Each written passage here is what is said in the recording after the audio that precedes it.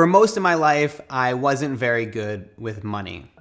I made it and I spent it. The money came in and out. And since nearly 8 out of 10 Americans live paycheck to paycheck, I'm guessing that's something that you can relate to as well. After 4 years of college, I left with a degree in mass communications and $97,000 in student loan debt. Then I bought a brand new car. I told you I wasn't very good with money. There was something holding me back from even looking at my personal finances. It had become a joke. I owe him some money. What kind of money? I had dug myself into a hole so deep, it didn't even seem possible that I'd ever get out. The crazy part? All that debt wasn't stopping me from spending. After I got the new car, I added a new TV, computer, and even a leather jacket to my running tab. That leather jacket was pretty cool though. Soon after college though, I came to the realization that I needed to make a change, that I couldn't just pretend like I wasn't in massive trouble. It was one of the most challenging things that I've ever done in my entire life, but over the course of 4 years, I was able to pay off every single student loan, even that car payment. And that's what I want to talk about today. Money, our problems with it, and how minimalism has helped me. There's a basic formula to win at personal finance, and it's this: spend less money than you make. Gee, he sure knows his money. In practice though, it's not that easy. Money seems to completely slip through our fingers. No matter how much money we make, our bank account seems to have a completely different agenda. One of the reasons that we're bad with money is because money is taboo. We can't even talk about it with coworkers, with family members, without people feeling judged or downright offended. We can only improve if we start to have honest conversations about money. We need to remove our egos and actually try to learn. One of the best ways that I've found to learn about personal finance is through books, and I'll give 3 recommendations. Dave Ramsey's Total Money Makeover, Ramit Sethi's I Will Teach You to Be Rich, and Tony Robbins' Unshakable. All 3 of these books lay out great advice, trusted advice that has worked, and I think that you'll find a lot of value from them. Don't fall into the trap of lifestyle creep. Whenever we get a pay raise or we start to make a little bit more money, we land a really big project, the first thing that we want to do is upgrade our apartment, buy a better car, increase our lifestyle, so then that way we're in some way rewarding this win.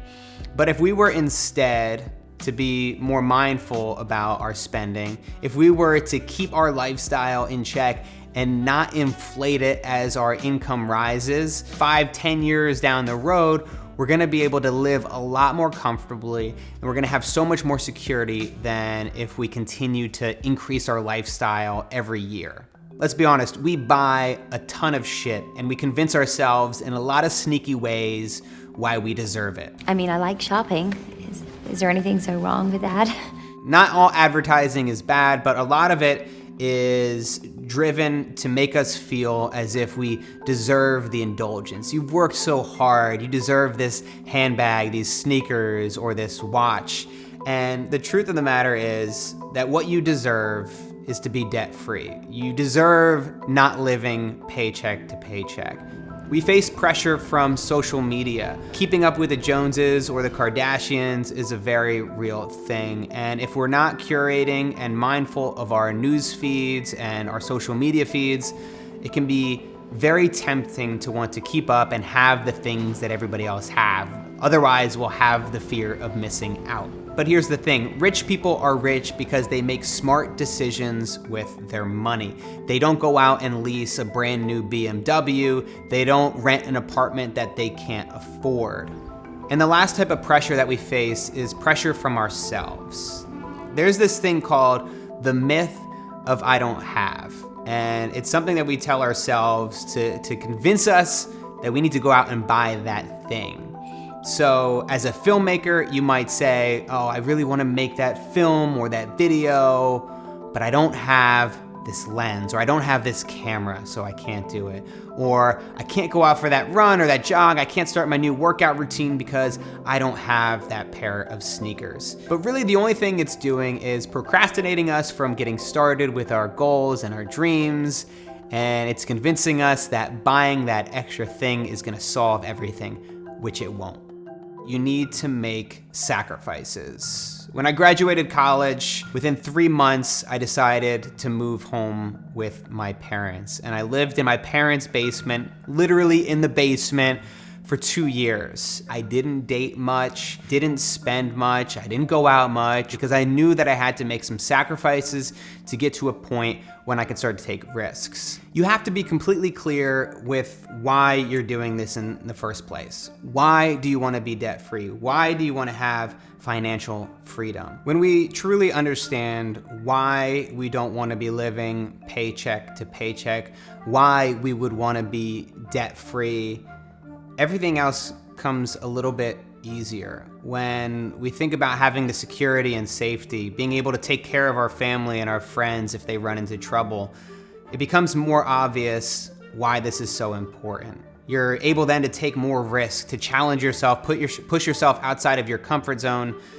in ways that you otherwise wouldn't be able to. I know for myself, if I wasn't debt-free, I wouldn't be where I am today. If I hadn't taken that first step and realized that I had a problem, I wouldn't have had that domino effect that led me to where I am, to be able to take pretty ambitious and risky decisions, to move across the country, to leave my business and start a complete new one. These aren't easy decisions, and when you have debt, it's gonna be that much more difficult and that less likely that you're gonna succeed.